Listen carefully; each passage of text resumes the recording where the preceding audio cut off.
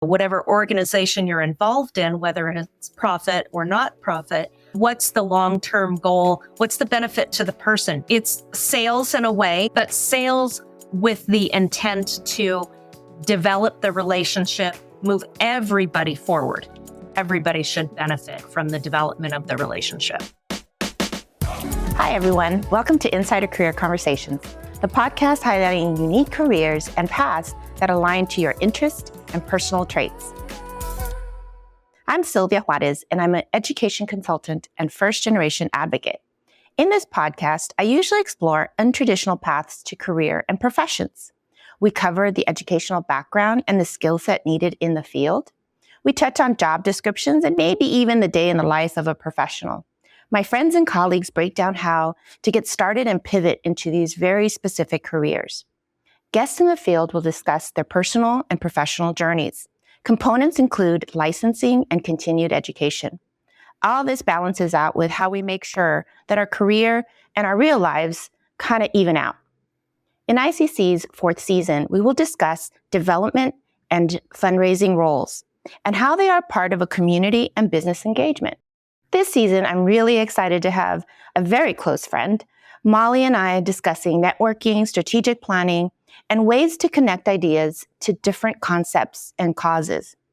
We'll cover higher education and how that supports your career, and how students can really acknowledge the type of traits they have so they can put it into the fields that they're interested in.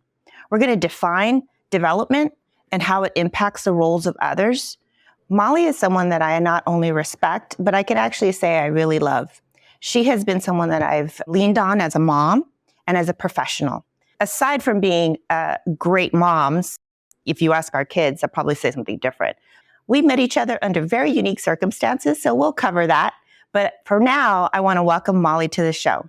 How are you doing today, Molly? Good. Thank you for having me. I'm just honored and excited to be able to talk with you in this space and really be able to trace back what we know as our now friendship, but really what began out of a professional career and desire that we both had to help students. I know. And I was thinking about it this morning as what I kind of wanted to start off our conversation and kick things off. I thought about that we really are the definition of development turning into friendship. And the kinship that I feel I share with you is beyond what words can say. For personal reasons, not only professional reasons have you been with me, and I really appreciate that. But I think if we define development, maybe people will understand why this, because I have gotten questions of why this season being about development. And one of the things that came up for me was as an entrepreneur, when I first moved into this space of consulting, you were one of the first that kind of helped me figure out some of the very minute issues that I had to deal with. I don't think that a lot of people understand that when they want to have their own business or be entrepreneurs, that they really have to dedicate some time to how the brainstorming becomes action. In your opinion, would you define that as a type of development when it comes to the business world? Sure. So I think, nobody wakes up one morning as a young person and says, I want to be a fundraiser. It's not anything that any of us think about, but what we do, and in my own educational journey, I found myself being drawn to positions that were connecting of people. So finding a need and filling it. And I didn't realize for a long time that that was development. But I think a good working definition is really bringing together the people who can help with those who need the help, or bringing the people together to a cause. We think about a lot of causes that we get passionate about, and really developing that idea and framework. You mentioned strategic planning. That's key to looking ahead to saying, okay, this is what we have today. How do we develop it in the future through events, fundraising, networking, and ultimately realizing the goals that are set for an organization? Absolutely. And I think when we talk about fundraising and development, I think it's awesome just in the space of the causes that are the greater good. I don't think it's also talked about that it could be for profit. I mean, it's great that you want to have the heart to be able to move certain causes forward, but I also think it's important that we talk about for those entrepreneurs that are interested in the more capitalistic side, because some people want to earn their living in a certain way, talking about how development and friend fundraising, that's what I've learned from you, that term, is really about networking. And if you're a little bit on the shy side, maybe you're targeted as to what you want to do to be able to either raise capital or connect individuals to a certain project. I think there's very deliberate ways that development can be used. And a lot of students are doing that now, either in high school or at the community college level. They're definitely doing it at the college level because that's what's constantly ingrained in you. And I think moving past that is the other thing is some of the causes that I've had obviously have been connected to education. As an education consultant, that's pretty much my space. At first generation individual, I'm very much about opening spaces and opportunities for individuals. But I think it's important that we address the fact that sometimes we want, for those that are interested in networking, that it doesn't have to be where you have to be a certain personality. Because I think that sometimes, I've talked about in past podcast episodes that I wasn't always this way in terms of always being in front of people. I've never felt comfortable doing presentations. Public speaking is not my forte, yet I've heard that I do it well. It's a skill set that I had to hone to be able to do what I want to do and work with students. All this to say, what do you think are some of the characteristics that an individual going into development or fundraising should have, and probably already honing them? So can you tell us a little bit about how you have seen someone be successful at that?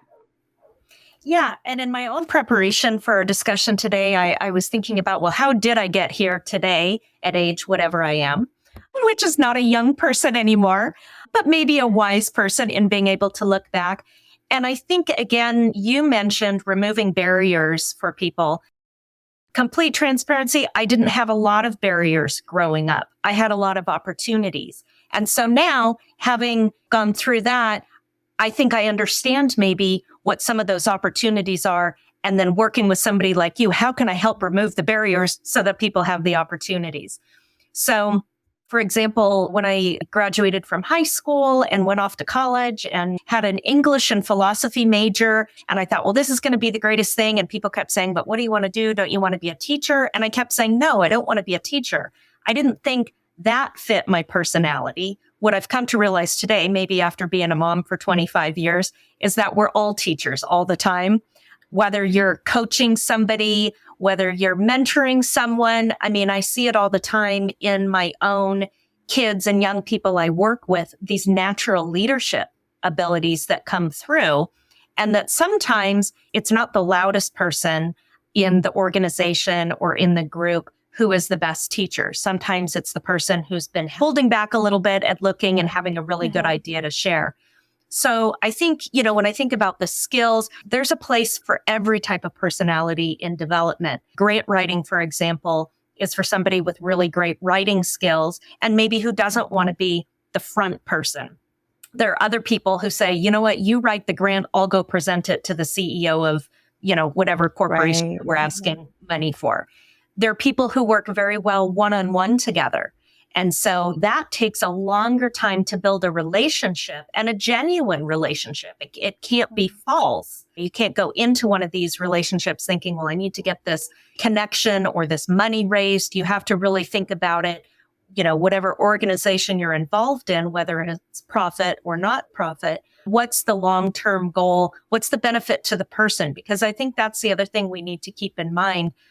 It's sales in a way, and I've held some sales positions working up into what I do now, but sales with the intent to develop the relationship, move everybody forward, not just the person with the idea or the venture that they're putting out there, that everybody should benefit from the development of the relationship. And I love the way that you're ending with relationship, because sometimes I think we think of development and fundraising very transactional, and it is. We're not taking away from that. But at the end of the day, you really are trying to establish something with someone so that you can take the greater good in a certain direction, whether that be that manifests itself in monetary or in advancements of research or whatever the case may be. I think having a relationship, I liked also that you talked about the authenticity, because I've seen individuals really trying very hard to do the sales bit or feel like they have to be in a certain arena because everybody tells them they're so good at it. And I think sometimes that's where people get stuck is you're so great at this that it's almost like you're, okay, well, I have to do it this way versus what your true interests are and how to take that in a direction that may not necessarily be a path that you knew you were going to have. That's why we started Insider Career Conversations is so that if you see a path that's different, let's explore it. Let's do it. And I know I've done it not only through my entrepreneur and starting my own business, but also even branching off from the institution that I graduated from and their traditional alumni path of having individuals be part of something that you follow through their programming that's very set and specific. I met you when I was doing something very different for the institution that I graduated from. I wasn't even on the radar of the institution, but we were in first generation communities and advocating for higher education. Myself and a group of other alumni were making sure that African American and Chicano Latino students were considering it, talking to parents. So we were really kind of in the community that we thought would be a great fit for the institution, but unfortunately the institution didn't have the bandwidth to be there as intimately as we were. Back in those days, testing was a big part of what a college admissions was, and that's how you and I met, was you were in that world. So I introduced this because as you and I have grown in our friendship, we've had multiple positions and multiple things that we've done in a very specific and strategic ways. As you've now sit here and you think about the progression of your careers, I know that I had to learn a lot about myself as I moved forward. You never stop learning. You're a lifelong learner. So do you think that we have to learn about ourselves all the time? Or do you think that there's a curiosity that we need to explore? Because I often come across when talking to young professionals is that really those two ways of thinking is, do I explore something that I feel I need to find out about or that I have a true connection to, or do I go with something that I'm curious about? And I find that a lot of individuals now are really torn between those two paths. Yeah. And I think that's a good point too, Sylvia. We have the benefit of age, right? So we can kind of look back and say, oh, that's what that meant all those years ago when you're in it and you can't see necessarily the next step. So I guess if I'm being asked to give a little advice, it would be that what I found has benefited me most today in what I'm doing has been sometimes the non-work related things. So the clubs and organizations, the interests. Again, in preparation for today, I was thinking back and I recently, not even that recently, had my 30-year high school reunion and was looking back through some yearbooks. And I saw a picture of myself as the president of the International Club. And I thought, well, what is that? I have no memory of the International Club. So I messaged some friends and I thought, what was this? And they said, oh no, remember we started that just so we could all have lunch together. And I mean, talk about transparency. Now I'm telling you, as a high school teacher, I was awesome. I do. But now that I think about it, because I did that and we did have an official club, I was able to do some traveling and I was an exchange student in Ireland between high school and college. I then actually studied Italian and went back and did some additional study in Italy. And I think what those experiences, and again, full transparency, the first time I traveled out of my home state of Idaho was the first time in the 1980s that I saw people who didn't look like me. And so those experiences, as I said, I didn't have a lot of barriers. I was very lucky growing up that I had some opportunities, not that I didn't have to work for them, but they were there if I chose to do the work. But then now that I've been in this role, I've been in Southern California, 20 years now. I can see the value of every organization I'm in really mirroring the community I'm in. And we've really come a long way in that. And so I use that as an example because I think sometimes when we're young, we just think, well, this is it. This is what I'm setting myself up to do. We can't yet see the ripples that are going to occur. Right. And I think at a certain point after you and I worked together in the college admissions world, and that changed after about 2008, I went back into a high school setting. I was a substitute teacher for lack of anything else to do. I had been out of the workforce for a little while. And from there, because I had some skills, because of my English literature and creative writing minor, I was asked to proofread some letters that our administration at the high school where I worked was sending out. And realized in proofreading these letters that the high school was not doing well. It was struggling. The enrollment was coming down. That led to, first of all, me losing my job at the high school, which was not great. But a couple of months later, being hired again as the development assistant. And so that was about 15 years ago, and really getting my foot in the door then because of these other paths that led to that point, then helping the president of the high school figure out. And he said, I'll never forget it, we're going to spend the first year fundraising. And then after that, there it is. There it is. That's what we did. So we just held events for alumni and just the fun things, got people engaged. And I think that's really key when we talk about development is that engagement. That's one word that people should remember is how can you engage somebody in your business, in your cause? And maybe it's through an event. Maybe it's through fundraising. Maybe it's through asking them to connect you with somebody else. Okay. And then I think those are the seeds that are planted that then help you carry through to the next thing. I love everything you're saying, Molly, because I think as a woman of a certain age, I feel like there are young professionals turning to me. I know I have had young professionals that have worked for me that I still am connected to that really lean into some of the advice that I give. Sometimes not so much. I struggle with the word adulting because sometimes I don't act like an adult. Right. So I don't think I should be the one giving the words of wisdom. But I do think that it's important that we share. And part of the engagement has to do with understanding that at points we can be supportive of individuals and help them in certain paths. So I love what you're saying because in answer to the question that I had in a more general sense, I think if you are interested in pursuing something you're curious about, whether because you know that it's something you have a skill set in or you want to gain, or you just have a curiosity, I think it's important that you be true to yourself and that authenticity comes through in that, wherever the interest or the path may lead you, and not being afraid, because I think we also have to be fair with it. It does take a certain amount of courage. I know that similar to you, there was a point in my life where I essentially lost my job unless I wanted to move to the Bay Area. And that's how I started my business. And I was scared to death because at that point I was a single mother and my boy liked to eat, gosh darn it.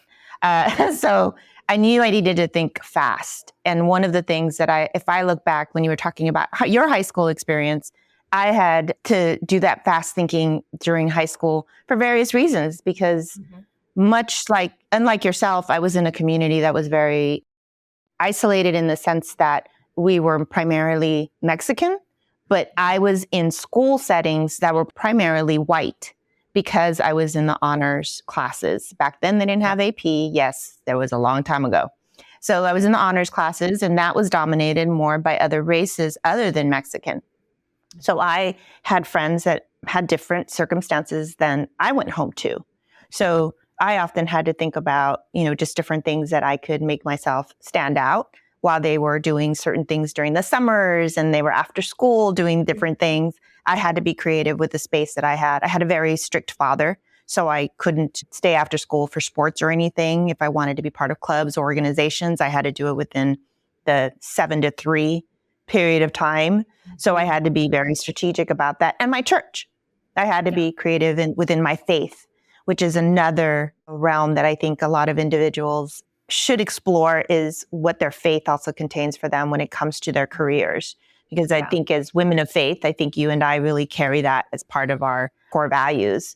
So authenticity, core values, all of those things are really important, because then you translate that to your employment, to whatever is going to give you that substance in terms of development and fundraising. And I think you've shared really nicely how the skill sets that you carried from one part of your journey to other parts of your journey as well. So now I know you've introduced me to a fantastic program that you're part of now, and I want to give you some time to tell me a little bit about it. I'm learning about it as you're kind of moving forward with this new career. Tell us a little bit about Girls on the Run. Yeah, thanks for this opportunity because not even a year ago, I had not ever heard of Girls on the Run, yet I had been at a university for about 9 years in development and moved around different roles in that situation. And I say I loved it until I didn't. And it was just kind of a slow, like a changing, like I feel like there's more. I feel like there's different. I didn't know if it was I wanted more out of work or less out of work and more out of outside of work stuff, family, friends, all of that. So there was just some discerning going on there, to use a good word. And so I began discerning about a year ago, what would it look like if I left a role that I felt very comfortable in, I was fairly successful in? What would that look like? And so I really started doing some deep diving. And I'll tell you too, I started out with some physical work, working with a personal trainer and challenging myself a little bit that way, knowing that she would work on my head too. And then when I was feeling better, I thought, well, now I need a challenge. I think I'll run. So I started, it's a program, anybody can do it. It's a free app on your phone called Couch to 5K. So if you are a couch potato, you can do this program and it literally has you run 1 to 2 minutes, then walk. And so I did that and worked on that for a little bit. And I was not a couch potato before, but pretty close. So when I decided that I really needed to look seriously at another career, what would I be doing with the last sort of maybe decade of my working life? I found an organization called Girls on the Run. And the mission of that organization is to inspire girls to be joyful, healthy, and confident. No, you don't have to be a runner and, all of these things, but it's an organization that's been around for about 26 years, started by a mom who had a teenage daughter who just was kind of not doing well in that age where maybe you start to lose a little bit of your confidence. And so what we know of Girls on the Run today is that we are in all 50 states. There are councils. And so I found there was a council in Riverside County, soon to be expanding into the next county over in San Bernardino. And they were looking for a program manager. So someone to bring together, again, it's development, right? Because we need a place to host these team practices for girls. So school sites, working with school districts. It's really based on social emotional learning and physical activity. So there's actually a lot of funding right now through the state to provide after school. You talked about you weren't allowed to stay after school. Well, Girls on the Run now is out in that community. And we actually grew. We have 2 teams now in the Coachella Valley. And it's so exciting. And so they have these teams and we're getting into more schools. And so really my role is to find the places to host these teams, to find the volunteer coaches who have a passion for just helping girls become their best selves, and then finding the girls. And of course, there's fundraising involved too. We write grants and we look for sponsors, and then just bringing it all together so that these girls can really have a quality experience. And I think it's fantastic because now we're touching on how you can participate in development as someone who's a mentor or someone who's leaning in to be, in this case, a coach. Just like you have the individuals that are trying to go out and find whatever it is they're looking for a particular cause, this is now the other side of it where you can become a coach to help that development. Maybe you don't want to spearhead an entire strategic planning that leads a program, and maybe you don't have the money to be able to pay for a sponsorship, but you do have time.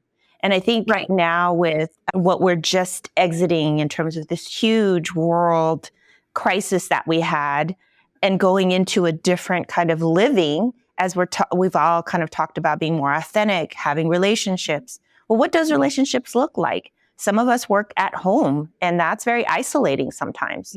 So what are you going to do outside the boundaries of the 4 walls of your home, or even for yourself? Like in your case, your next chapter started with you trying to just get out of your house, and maybe to a certain extent getting out of your head also. I don't know. That sounds like, I don't want to make it personal like that, but it seems like we're all kind of in this space where we have responsibilities, especially at our age. We have responsibilities with our kids. Some of us, I have a lot of daughter duty that I do. So I'm with your parents, that sometimes you just need something to be able to say, outside of what I'm expected to do, I also want to contribute here. I have an hour, I have 2 hours, I have this. And I think personally, Girls on the Run, especially being selfish in the community that I'm from, is really important for that self-esteem, for that opportunity for a female, however you identify as a female, that you understand that you have a certain empowerment that comes along with who you are, regardless of your gender, but important to the fact that in some communities and some cultures, being a female is not considered at a certain level. So we want to make sure that we give that to everyone. So I completely support you with this particular endeavor you're on. I think there's a couple more chapters in your professional life personally, because I know you a little differently, but I'm just going to leave it at that for right now. Yeah. I'm really excited about this season, Molly, because I think you're going to add such a fantastic flavor, aside from the fact that it is no secret that with Insider Career Conversations, it's an opportunity to work with my friends. So for selfish reasons, I'm really happy and excited to have you this season talking about development and fundraising roles. Great. Thank you, Sylvia. I really do appreciate your time, and I look forward to the next episode. You have some fantastic friends that you're bringing on board, and I'm really excited to see where the conversations take us, because it's always interesting with you and I, Molly, always. Yes.